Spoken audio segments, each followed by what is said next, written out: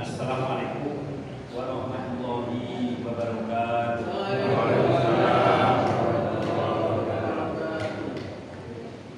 Bismillah, alhamdulillah, wassalatu wassalamu ala rasulillah wa ala alihi wa ashabihi wa mawala amma ba'd.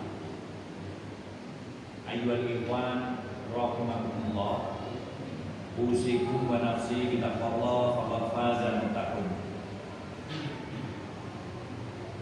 Hadirin jamaah sekalian, alhamdulillahirabbil alamin.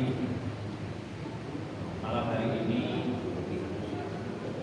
tentu karena hidayah inayah mauna saking Allah Subhanahu wa taala, kita semua bisa sholat maghrib jamaah dan kemudian zikir bersama-sama untuk tadarruk kepada Allah Subhanahu wa taala, dan kemudian kita bisa ngaji bersama-sama. Semoga ini semua membawa keberkahan hidup kita. Amin amin ya rabbal alamin. Selanjutnya juga pada malam hari ini marilah kita aturkan sholawat salam kepada baginda Nabi Muhammad SAW sebagai wujud rasa cinta kita, mahabbah kita, memuliakannya kita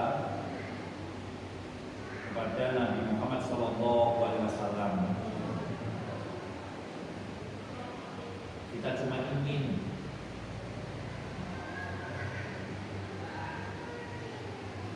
sampai kepada apa yang disampaikan Rasulullah sendiri, man ahabbani kana ma'i fil jannah. Siapa yang mencintaiku kelak nanti di yaumil qiyamah kita akan bersama-sama baginda Nabi Muhammad SAW untuk di surga Allah. Amin Allahumma amin. Bapak Ibu jamaah sekalian, kita melanjutkan apa yang kemarin sudah kita bahas tentang bagaimana sih kita bisa mengambil apa-apa dari Al-Quran maupun As-Sunnah. Kalau kita membaca terjemahannya saja itu belum Al-Quran terjemahan. Misalnya Bismillahirrahmanirrahim, kemudian kita membaca dengan menyebut nama Allah yang Maha Pengasih lagi Maha Penyayang. Mengatakan kita menyebut nama Allah yang Maha Pengasih lagi Maha Penyayang, itu terjemahan, bukan Al-Quran. Al-Qurannya ya Bismillahirrahmanirrahim. Artinya apa? Makna yang terkandung di dalam terjemahan dengan Al-Quran sangat jauh berbeda. Karena untuk memahami bahasa Al-Quran kita perlu tahu nahwunya, sorofnya, balaghahnya, di mana balaghah nanti masih ada ma'ani, bayan, belum nanti kemudian kita memahami mantikinya. Sampai-sampai Imam Ghazali mengatakan man lam ya'rif al-mantiqa la siqata fi ilmihi. Barang siapa yang tidak memahami ilmu mantek, maka keilmuannya tidak bisa dipercaya. Sampai Imam Ghazali. Nah, seperti Bismillahirrahmanirrahim, itu Bismillah jarum wa majrurun, baknya huruf jar, majrurun yang dijerkan, makanya Bismillahi harus, tidak bisa Bismillah, Bismillahu. Ya, benar nih. Nah, setiap ada jar dan majrur di dalam kalimat bahasa Arab, itu dia tidak bisa berdiri sendiri, harus ada lafaz yang sebelumnya. Berarti apa? Ya tinggal kita mengatakan Bismillahirrahmanirrahim dalam rangka apa? Lafaz yang dibuang apa? Muta'alaknya apa? Lafaz yang digantungi jar dan majrur itu apa? Ada sebuah lafaz yang dibuang yang tidak terucap. Abtadi'u, maknanya saya memulai apa? Terserah apapun yang kita mulai, Bismillah dengan menyebut asma Allah. Dan kita tidak tahu dengan menyebut asma Allah langsung itu bahwa ada kalimat yang dibuat kita tidak tahu. Tapi ketika kita kembali kepada Al-Quran, maka kita akan menjadi tahu setiap ada jar dan majrur seperti contoh Bismillahirrahmanirrahim, baknya jarun huruf jar. Allahi lafzul jalalah majrurun wa alamatul jari kasratun dhairatun li anna ismul mufrad.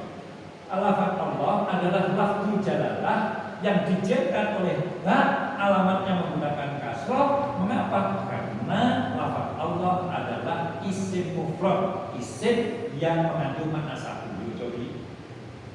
Jadi itu kalau kita bicara Bismillahirrahmanirrahim. Tapi kalau kita bicara terjemahannya, Bismillah dengan menyebut asma Allah selesai. Apa ada kaidah untuk membahas Bismillah dengan menyebut asma Allah? Lalu ada nggak bahasa Indonesia yang kemudian membahas dengan menyebut asma Allah? Kaidahnya apa? Nggak ada. Tapi kalau Bismillah ya ada. Dia harus dibaca Bismillahi, tidak boleh Bismillahu, Bismillah tidak boleh, harus Bismillah. Dan itu huruf jar, baknya, majrurnya lafaz Allah. Nah setiap ada jar dan majrur itu pasti ada muta'alaknya. Nah terus Bismillah itu muta'alaknya apa? Dibuang. Artinya apa? Dia mau digunakan untuk memulai apa?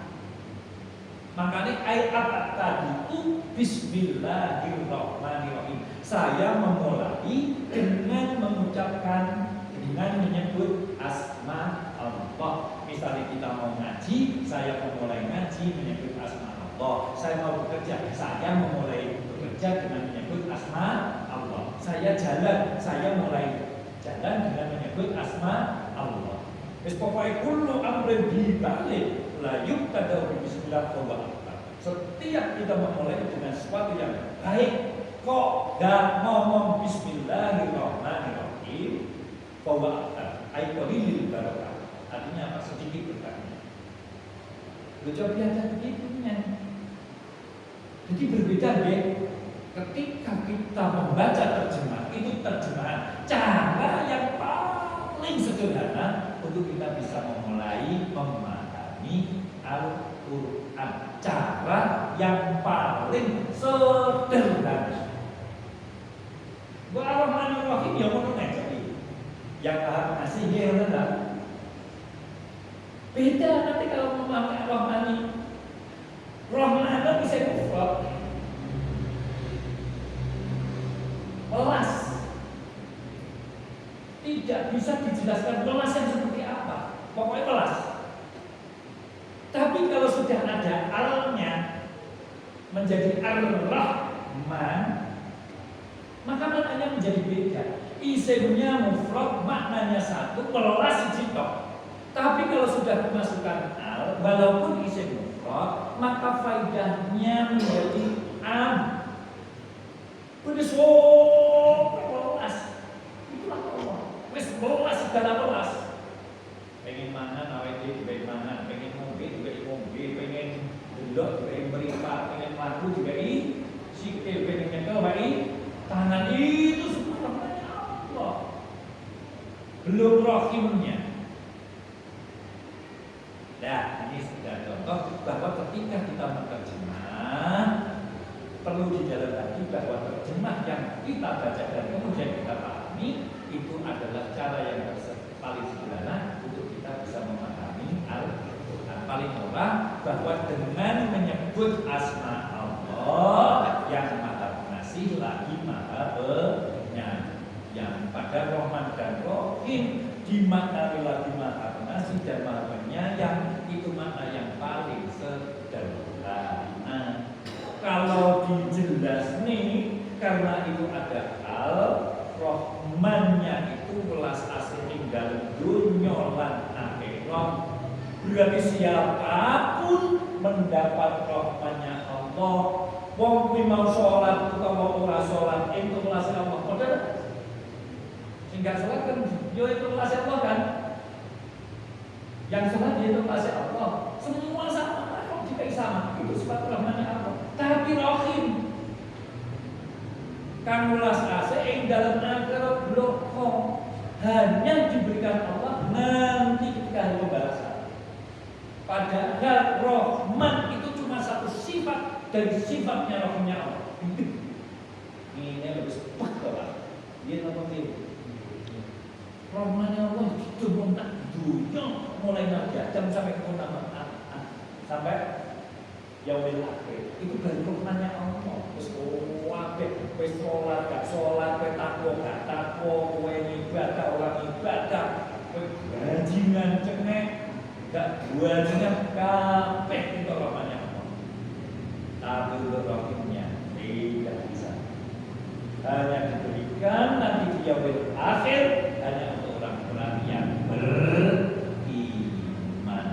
Padahal sifat Rahmannya Allah itu adalah satu dari sifatnya Rahimnya Allah. Yang sangat kaya hati. Dan ini apa itu Rahimnya Allah. Koyo nikmati. Wong wis koyo ngene iki. Makan sate sedenak. Indah sate itu.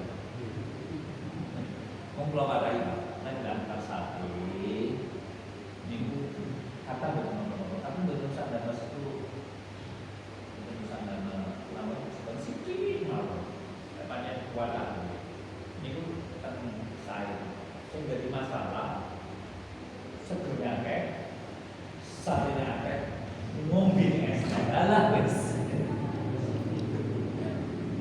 ini mesti terkalah masalah pola sate kuatau betul-betul tapi betul sah nasi minumnya sing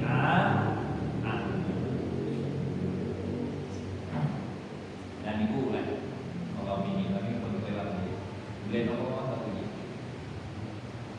tapi terus terus ini sakit potong ya itu yang luar biasa terus dikorbankan apa ada di dalam sejarah sing sapi boleh kemudian langka pernah mengalami kelangkaan sapi terus lo tangkap pernah kelangkaan terus padahal bertani muncul dengan hewan yang lain ayam ketika itu dikalalkan pernah mengalami kelangkaan ini ayam mahal karena itu permainan tapi kelangkaan dalam rangka memang tidak ada karena memang ayam, kambing, sapi, unta itu memang disediakan oleh Allah Subhanahu wa Ta'ala. Walaupun setiap kita korban tidak hanya tanggal 10 Dzulhijjah, tapi ada tasleknya, saya enak tanggal 11, saya enak tanggal 12, saya enak tanggal 12. Beleh kabeh. Boten yang sing langka sapi. Piye itulah Allah Subhanahu wa Ta'ala. Apakah ini masih kita kurang iman kepada Allah? Masih kita tidak yakin dengan syariatnya Allah? Karena kalau ini ditangkap itu terus ngapunten. Oleh malaikat al-zamani corona itu Allah Subhanahu wa Ta'ala membekali para utusannya dengan yang namanya ulul azmi, teman-temannya aku. Itu kali ulul azmi. Sehingga ditambahi sama yang namanya mukjizat. Untuk membuktikan atas kerisalahannya, atas diutusannya para rasul. Entah para nabi, para rasul, nabi, maka sudah tidak ada yang namanya mukjizat. Ada yang namanya karomah. keistimewaan yang diberikan oleh Allah kepada orang-orang yang soleh menjadi orang-orang yang terpilih. Nah, ciri-ciri wong soleh niku ketika dia sudah mampu dan sanggup untuk al-warok wirai. Al-warok itu nopo, wirai ini nopo. Wirai ketika seseorang sudah mampu dan sanggup meninggalkan barang syubhat. Tidak hanya haram, tapi barang syubhat, sesuatu yang ini diragukan atas kehalalannya. Sekarang itu bersadar al-warok pun iya al-warok. Dia sudah meninggalkan barang yang mandu-mandu ada unsur keharamannya.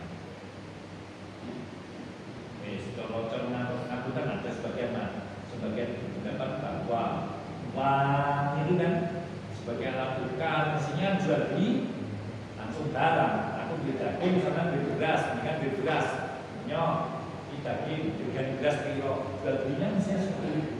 Atau memakai alat tukar yang namanya dananir dan barohim, emas sama perak. Sekarang yang kuantitas, bahkan sekarang yang namanya uang digital ya. Betul-betul dapat kita kalau kirim regane udah kilo seret misalnya 10 juta seret transfer surat aman tidak ada biatin kan, padahal syarat jual beli itu ketika saya serahkan uangnya maka saya terima barangnya. Sekarang ini tidak. Dapat ini iso saya itu nah warungnya saat ini begitu sakit. Mestinya kalau di warung saya bayar baru saya makan, saya kan enggak di gosek, mau BC, mau aman gorengan, baru kemudian bayar. Kalau tidak seperti itu tidak berlangsung. Saya bayar dulu, dia terima barang toko, terus yang sekarang itu yang bisa apa? Melayani sendiri itu apa? Self service itu doni 10.000 bayar baru kita makan. Ini yang benar ekonomi. Tapi sekarang banyaknya enggak. Nah itu bisa benar. Sekarang apa bisa? Maka sudah sulit untuk menikmati. Nah terus apa sekarang? Apa kemudian kita tidak menyampaikan risalah? Kados tadi dikasih apa oleh Allah Taala? Mujizat gak? Karomah hadis? Bakar awal diri kados ngaten. Apa kemudian kita tidak menyampaikan risalah Islamiyah, pesan-pesan ngaji seperti ini? Ya tetap. Maka saya sampaikan, nantinya akan Islam itu sendiri yang akan membuktikan atas kebenarannya, dan itulah yang namanya la ikraha fid din qad tabayyana rusdu minal ghayy. Islam sendiri yang nanti akan membuktikan atas kebenarannya. Maka tidak ada paksaan. Salah loh gue, masa gue itu belum bisa tegak mau bisa tak? Mana la ikraha fid din tidak begitu. La ikraha fid din atas kebenarannya Islam, kebenaran yang hakiki yang siapapun tidak akan bisa pernah membantah atas kebenarannya, maka orang akan menerimanya dengan sendirinya tanpa harus ada paksaan. Kebenaran daripada ajaran Islam itu sendiri sekarang sangat lagi. Karena setiap sesuatu yang dilarang oleh Allah dan Rasulullah mesti mudoroti.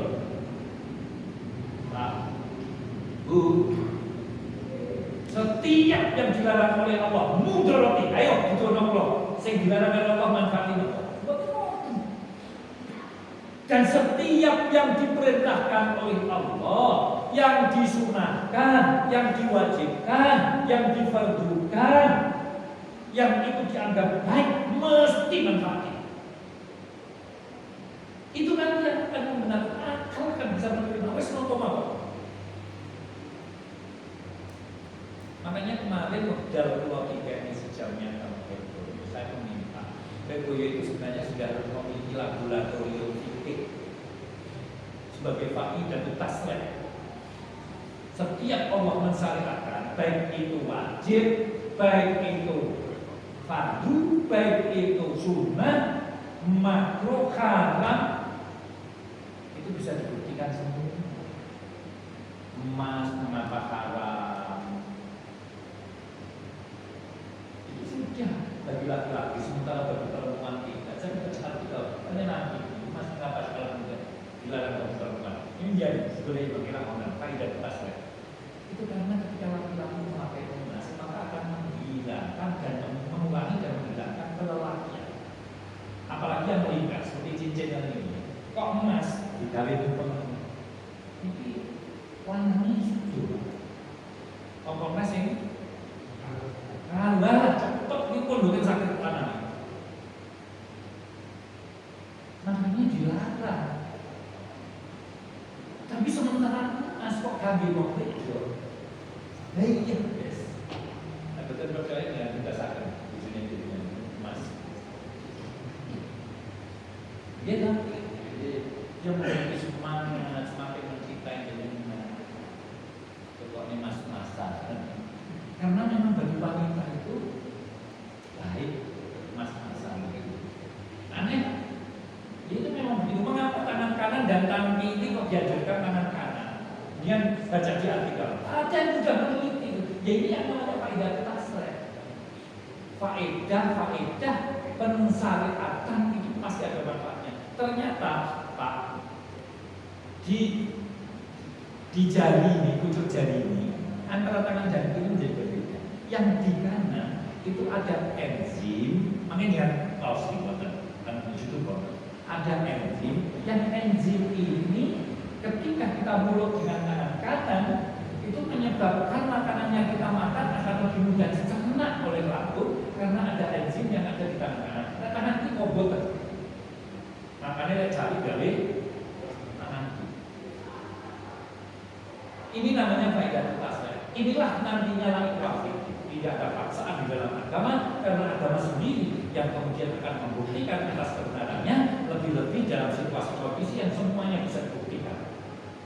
Enek alat sakit yang sakit membuktikan hal semua. Nah, justru kan di zaman Kanjeng Nabi kan nggak bisa kan buktinya jadi enek opo sih kok Kanjeng Nabi gaya tangan kanan terjahat iso gawe karusak gawe sehingga mulu air nah itu nanti.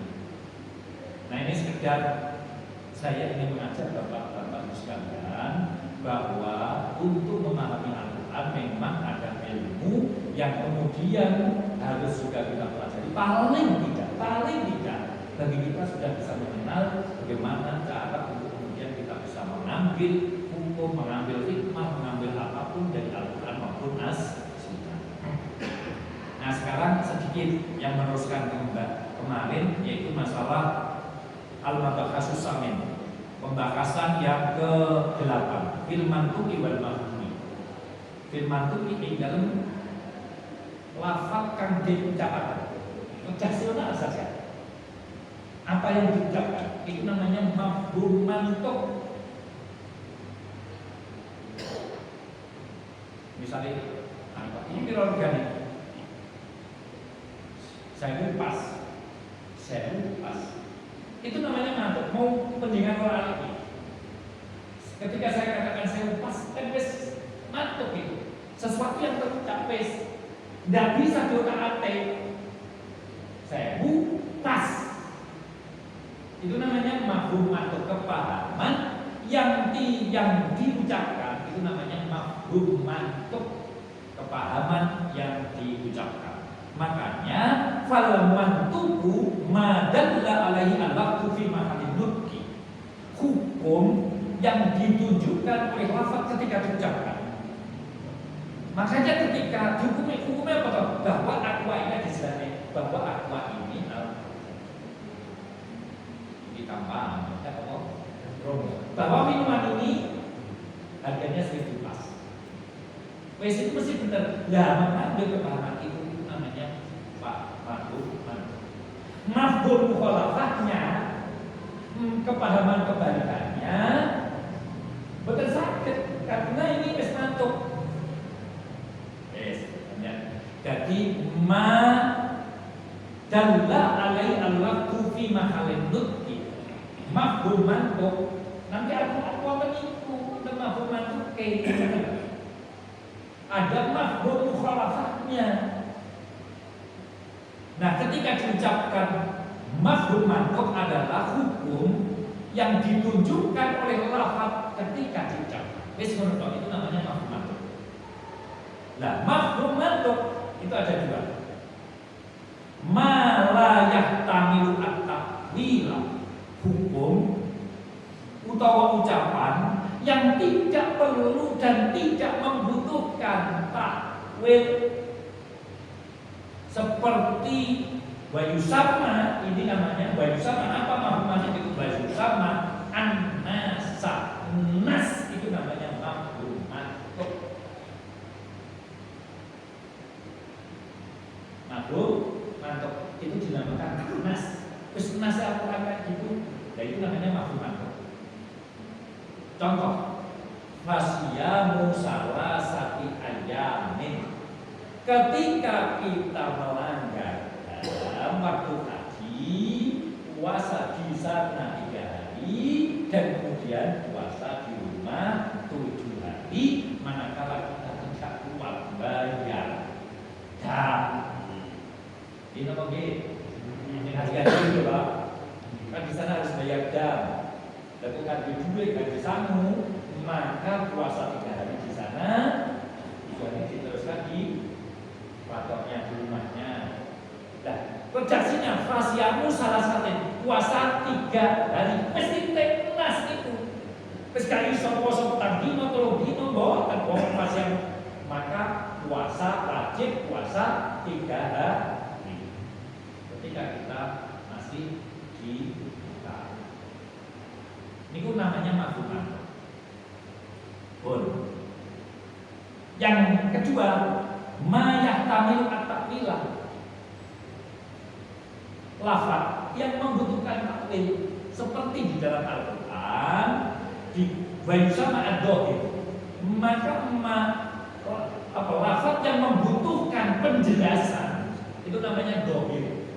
Bukan nas, tapi dhahir. Contoh, was-samaa'a banainaha bi'aidin. Was-samaa'a lan ing langit banaina bangun sapa ingsun Allah. Ngaten nggih? Ha ing sama bi'aidin kelawan tangan. Bi'aidin kelawan tangan. Dia antara bi'aidin ya. Bahwa langit aku bangun, aku ciptakan biaidin dengan tangan. Nah, ini kemudian membutuhkan takwil. Sebab apa? Ketika menggunakan lafaz yadin, menggunakan tangan, sementara Allah laisa kamitslihi, saya pun tidak ada sesuatu yang menyerupai kepada Allah. Dan ayat inilah, hadis ini, ayat inilah yang kemudian dikatakan bahwa Allah itu mukhalafatul lil khawadith. Allah itu melayani apapun dengan yang diciptakan. Artinya apa yang tercipta saat ini, makhluknya Allah, semuanya tidak ada yang sama dengan Allah. Lah kayak tangan, berarti ini butuh takwil. Takwilnya apa? Bahwa wasama abanaina biaidin ai dohiru. Dohirnya adalah jam'u yadin badaka muhammadun fi haqqi ta'ala. Aidin itu kan jamak dari lafaz yadin. Berarti dengan banyak tangan. Mboten usah gambar pengiran itu keuangannya kuwatah. Kalau panjenengan bayar nih, berarti panjenengan masih menganggap bahwa Allah sama seperti makhluk. Bahwa Allah itu khaliq, makhluk itu sesuatu yang diciptakan oleh Allah. Sementara Allah mukhalafatul lil khawadisi, melayani dengan apapun yang diciptakan. Laisa kamitslihi, saya tidak ada suatu penciptaan Allah yang menyerupai pada Allah. Lagi ini kok yadun? Aidin jamaknya yadun, tangan. Berarti tangan ini adalah melayani seperti tangannya apapun. Dan kemudian dipilih oleh para ulama, maknanya adalah kuwatun. Berarti wasama alam ing langit banaina bangun sapa ingsun ha ing sama biaidin kelawan kekuatan. Nah ini namanya takwil. Ojo terus kita jangan terbawa tangannya Allah, ya betul kalau tangannya makhluk, tapi kerja tangan itu sudah ada gambaran koyok ini. Nah inilah baru yang bisa kita pahami dari mafhum mantuk. Al-Qur'an itu wonten kada ingkang kados sing jelas boten butuh ditakwil nggih wonten. Wal mafhumu aidon, sementara mafhum sesuatu yang dipahami. Jadi boten mantuknya bukan sesuatu yang diucapkan, tapi kepahaman dari sesuatu yang diucapkan. Itu juga ada dua. Ada mafhum muwafaqah. Ini Al-Qur'an, coba. Ternyata ada seperti ini Pak untuk memahami Al-Qur'an. Panjenengan paling tidak adalah ternyata cara untuk menggali Al-Qur'an, cara untuk menggali As-Sunnah yang itu berupa lughatul Arabiyyah, maka cara memahaminya juga harus menggunakan kaidah bahasa Arab. Lah kaidah bahasa Arab ada yang namanya mafhum, di mana mafhum itu ada dua, yaitu mafhum muwafaqah dan ada mafhum mukhalafah.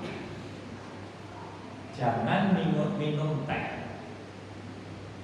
Itu berarti mafhum. Mafhum mukhalafahnya apa? Boleh minum air putih, boleh minum air kopi, boleh minum apa nih? Pokoknya selain teh. Lah bahasa boleh ini, itu ya juga pemahaman, tapi mafhum mukhalafah. Contoh tengah Al-Qur'an wonten ngene.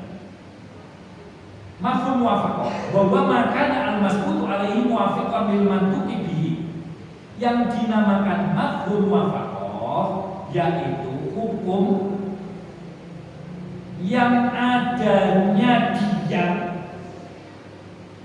Jangan kalau saya ngomong langsung diam itu mencocoki atas apa yang terucap. Misalnya saya katakan poso telung dino, jangan paham itu iya lah. Poso dan jangan paham poso 3 hari. Kepahaman panjenengan bahwa puasa 3 hari sama dengan apa yang diucapkan. Lafadznya itu matuk, tapi jenengan memahami puasa 3 hari. Dengan redaksi saya sama, itu namanya mafhum muwafaqah. Jadi panjenengan maca Al-Qur'an, ketika sama panjenengan memahami daripada apa yang tertulis di dalam Al-Qur'an, itu namanya mafhum mantuk. Kepahaman yang bisa kita ada kepahaman ketika itu kita ucapkan, ketika itu diucapkan mantuk muwafaqah, itu mencocoki dengan yang diucapkan. Contoh,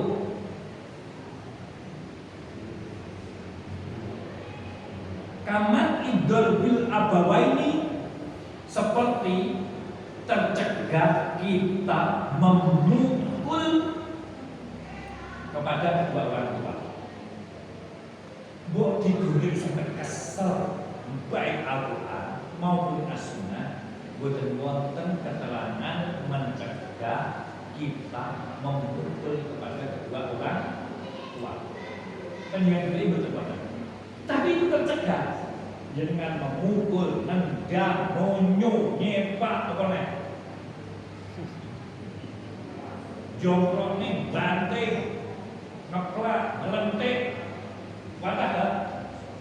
Nah, itu dipahami dari apa? Dipahami dari dawuh Allah, wala taqul lahuma bi'uffin, wala taqul lan aja ngucap sapa sira lahuma marang wong tuwa loro panjenengan bi'uffin, dengan ucapan hus. Janganlah kamu mengatakan ucapan hus kepada kedua orang tua. Al-Qur'annya cuma begitu, toh.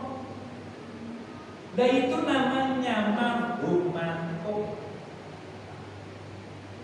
Berarti kita tidak boleh mukul. Larangan tidak boleh mukul dari yang mana? Wala taqul lahuma bi'uffin. Di situ kan tidak ada memukulnya. Jelas nanti Al-Qur'an dipahami. Dan itu namanya mafhum mantuk. Dilarang kamu nendang, dilarang kamu nyepak, dilarang kamu nyelentik, dilarang kamu wis pokoknya selain bus dilarang semua. Nah itu nanti di dalam bab yang lain namanya qiyas aulamiyah.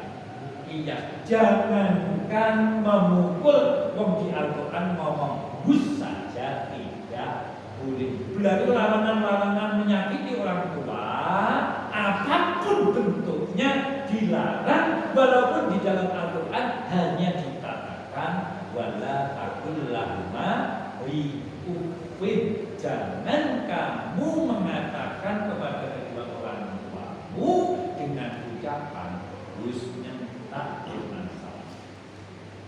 Dan kabeh kudu dijelas nih, mukul kudu dijelas. Tidak ada di dalam Al-Quran, tidak ada di dalam hadis memukul berarti boleh. Nah ini udah. Kalau kita memakai akal, nggak ada kaidahnya untuk memahami Al-Quran bahwa di dalam bahasa Arab ada yang namanya mafhumul muwafaqah, paham yang mencocoki, cocok podo-podo melarang ini walaupun dalam bentuk yang lain, podo-podo melarang ini namanya muwafaqah. Di dalam kepahaman ini berarti monyo, mukul, nendang itu tidak boleh karena itu sama-sama menyakitkan kepada kedua orang tua. Sabun paham ya? Jadi kita contohnya juga malah muadah yang dulu sering saya beri gambaran di dalam Al-Quran. Inna sofa wal marwata min sa'airillah faman hajjal baita aw tamara fala junaka alaihi ayat tawafa bina. Ada ayat sesungguhnya sofa dan marwah adalah ayat-ayat Allah yang ketika kamu melakukan sa'i antara sofa dan marwah tidak ada dosa baginya. Ayat itu turun ketika orang-orang mukmin enggan untuk melakukan sa'i antara sofa dan marwah. Mengapa? Karena di sofa banyak belalanya, di marwah juga banyak belalanya. Kemudian ayat itu turun, masih orang pun banyak belalanya. Ketika itu perintahnya Allah, kamu untuk sa'i, dia sepandang sa'i ya mas. Kok enak perintahnya, enak berani. Nah inilah kemudian muncul hukum kaidah yang namanya, itu kan tetap juga melakukan sa'i dan kita akan Allah tahu. Walaupun di situ ada belalanya. Kemudian muncul kaidah la yuqra'u al-haqqu li ajlil batil. Ora nek ninggal perkara hak walaupun di situ ada kebatilan. Kebatilan apa? Belum. Tapi kowe kudu tetep nglakoni sebab itu perintahnya Allah. Berarti kasus yang lain juga akan sama dengan menerapkan inna sofa wal marwata min itulah. Contoh misalnya itu wonten motif betul. Mungkin diundang kon disiman ya delalah ngono wis mesti dalan tok. Tapi muslim mulai sana mati malah judi anu wis alah malah wong yo ora salat terus nang kono yo nggih tayupan wong mati yo mendem-mendeman ndak boleh, wajib hadir Pak Mudine. Dalilnya mana ini sofa bal-bal akan berarti apa mas? Kok bisa bal-bal? Karena kita tidak boleh meninggalkan sesuatu yang hak, walaupun di situ ada kebatilan. Tetap seorang mukmin, seorang kiai, seorang tokoh agama yang tahu bagaimana tajdizul jenazah, rumah jenazah harus tetap hadir. Dan menang-menang belum nonton udah. Ya tetap karena dia Muslim, walaupun mau piye maka dia harus tetap diperlakukan sebagaimana Muslim yo kudu diusi, dikafani kanthi bener, ya. Terus yo disolati, dikubur dengan cara yang juga benar. Mboten usah gak kok ae aku nang ngono kaya ngono tok wong irang benar. Mboten tetep masih hadir. Kadarnya mana inna sofa wal marwata sehingga ada kaidah yang semua kasus yang seperti itu bisa disamakan. Mantenan yo ngono gak kangen Pak.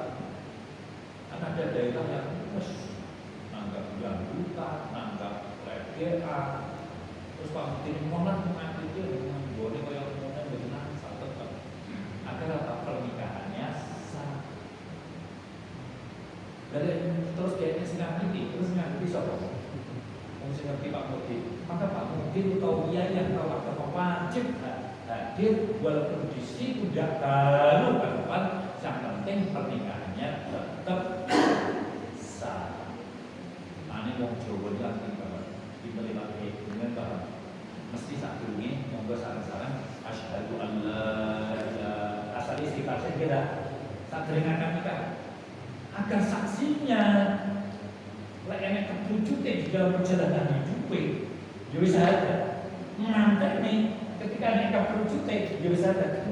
Muslim kabeh dengan ketika astagfirullahaladzim monggo sareng-sareng asyhadu an la ilaha illallah wa asyhadu anna muhammadar rasulullah. Sak wong tuane waline saksine mantene semua sudah diyakini dengan syahadat itu sehingga pernikahannya bisa berjalan atas kesabaran.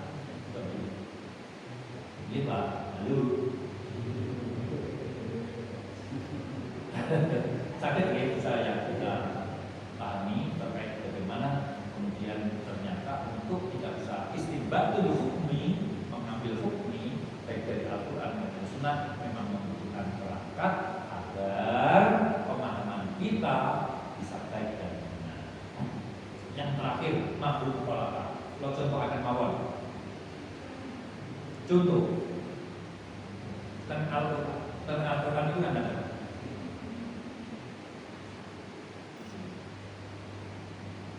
Wa adamil haji fi ghairi asli maklumat. Tidak wajib untuk melakukan haji di selain bulan-bulan haji.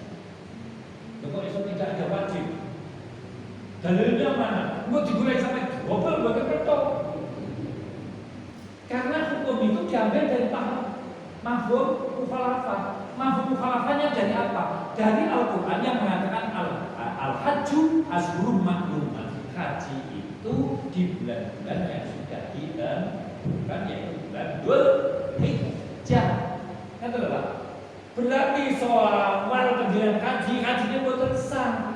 Dari mana dalilnya hajinya tidak sah? Itu namanya mafhum mukhalafah dari ayat yang mengatakan al-hajju ashhurun ma'lumat. Haji itu bulannya sudah ditentukan. Berarti di luar bulan yang ditentukan kok terus kita menjalankan hajinya tidak sah. Jenengan salat zuhur ya waktu zuhur. Nah zaman jam 10 salat zuhur ya salat boten sah. Dari mana dalilnya? Itu mukhalafah karena waktunya sudah ditentukan.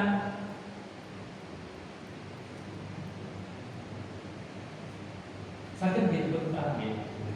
Kami paham ya? Nah dari itulah cara kita mengambil hukum. Berarti sholat asar dia harus di waktu sholat asar. Karena jika tidak dilakukan pada waktu sholat asar berarti tidak sah dan dia belum melaksanakan sholat. Bahwa dilakukan di luar waktu asar itu tidak boleh. Dari mana kita mengatakan tidak boleh? Mafhum kepahaman berbeda. Ojo mulon. Berarti itu nanti. Yang ngetan, yang ngidul, itu ngalor. Dari mana dalil? Padahal orang betul ngidul, ngalor, ngetan. Saya hanya melarang ngulon. Berarti itu ngetan, itu ngidul, itu ngalor itu namanya mafhum mukhalafah. Dia kalau kita mengatakan yang saya ke dalam aturan, mungkin ini bisa menjadi tambahan wawasan bagi kita. Oh ternyata untuk mengambil kepahaman Al-Quran memang memerlukan ilmu lagi. Tapi kalau kita semangat dalam takbir salat kita memiliki dalam rumah pribadi dalam saya usahakan Bapak Ibu dalam doa itu teman-teman sekalian mungkin kami sehat waras sehingga dalam sakit melaksanakan amanah kami pun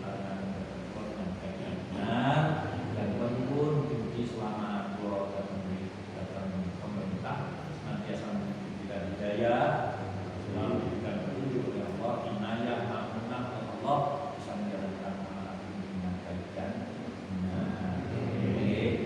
kalau usahakan boten acara misalnya wonten jam 1 kilo sarana lek seisu alhamdulillah dan saya kasih istiqomah terus subuh kerja 10 kalau pas naon asli sakit sekolah kamu saya mulai waktu ada masalah kan mulai